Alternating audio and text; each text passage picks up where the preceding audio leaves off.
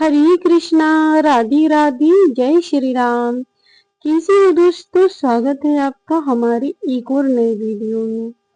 कौन थे काकभूषण जी और उन्हें कौवे का शरीर कैसे मिला था और कौवे के शरीर होने के बावजूद भी उन्हें हरि भक्ति कैसे प्राप्त हुई थी और काकभूषण जी को इतना ज्ञान कहाँ से प्राप्त हुआ था।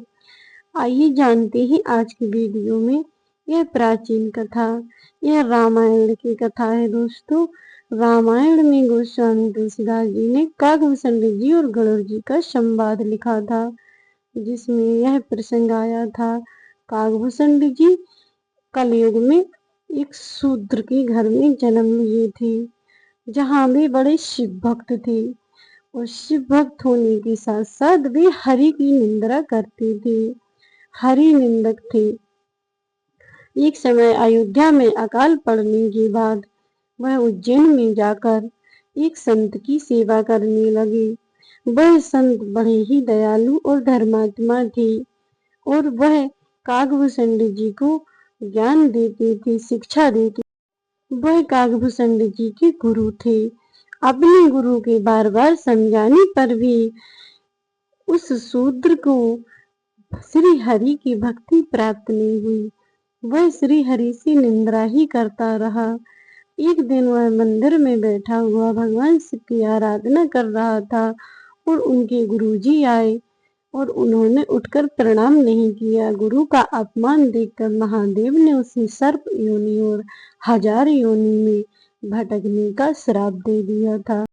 सर्प योनि और 1000 योनियों में भटकने के बाद काकभूषण जी को मनुष्य शरीर प्राप्त हुआ था।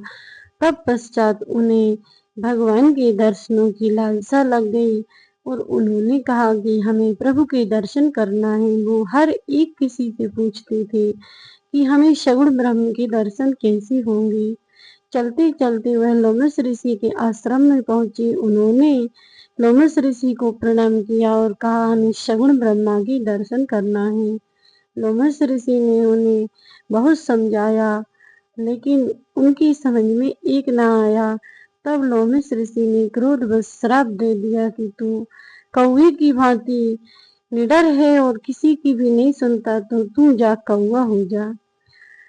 लोमस ऋषि के श्राप से काकभूषण जी को कौवे का शरीर मिला था और उन्हें हर्ष गिलानी कुछ भी नहीं थी। वह कौवे का शरीर पाकर भी हर्ष के साथ उड़ने लगे।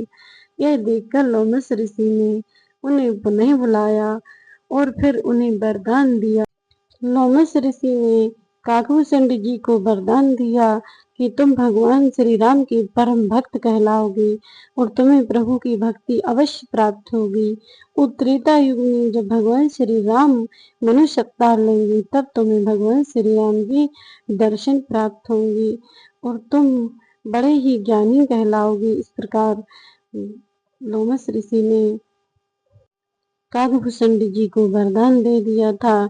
और जब भगवान श्री राम अयोध्या में मनुष्य रूप में अवतरण हुए थे, तब बालक रूप में वह खेल रहे थे।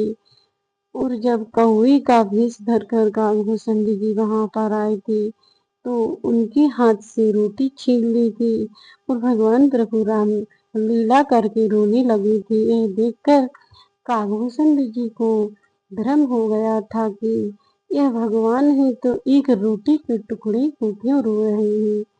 और जैसे ही उन्हें मोह हुआ और भगवान ने अपनी माया फैलाई, काकभूषण जी उड़ते हुए जहाँ जाते थे, प्रभु राम का हाथ उनके पीछे पीछे जाता था। काकभूषण जी तीनों लोकों में फिरे और हाथ उनके पीछे ही था। यह देखकर वह घबरा गए और उन्होंने अपनी आंखें बंद कर ली। आंखें बंद की तो उन्होंने देखा कि वह अयोध्या में ही प्रभु श्री राम के चरणों के पास गिर पड़े। यह देखकर काकभूषण जी की आंखें नम हो गई। उन्होंने हाथ जोड़कर भगवान से क्षमा मांगी, प्रभु मेरी रक्षा करो, रक्षा करो। ऐसा सुनकर भगवान ने अपना असली रूप काकभूषण जी को दिखा दिया। काकभूषण जी ने प्रभु के दर्शन किए और अपना जीवन धन्य समझ लिया। फिर भगवान श्री राम ने उन्हें आशीर्वाद दिया, उन्हें ज्ञानी होने का आशीर्वाद दिया उन्हें सब सिद्धियों का वरदान दिया। भगवान श्री राम के वरदान पाकर काकभूषण जी अपने आप को धन्य समझने लगे। यहाँ तक कि प्रभु श्री राम ने काकभूषण जी को इच्छा मृत्यु का और इच्छा अनुसार शरीर धारण करने का भी वरदान दिया था। इच्छा अनुसार शरीर धारण करने पर भी काकभूषण जी ने कौवे का शरीर ही क्यों चुना? यह कथा मैं आपको नेक्स्ट वीडियो में सुनाऊंगी। काकभूषण जी क्यों कौवे के शरीर से इतना मोह था? जो इच्छा अनुसार अपना शरीर धारण कर सकता था वह तो किसी भी शरीर में आ सकते थे, लेकिन उन्हें कौवे का शरीर ही क्यों अत्यंत प्रिय था? यह कथा मैं आपको नेक्स्ट वीडियो में बताऊंगी। तो मिलती है नेक्स्ट वीडियो में, तब तक के लिए जय श्री कृष्णा, राधे राधे। और कमेंट बॉक्स में जय श्री राम लिखकर चैनल को सब्सक्राइब कर लेना, वीडियो को लाइक कर देना। जय श्री कृष्णा, राधे राधे, जय श्री राम।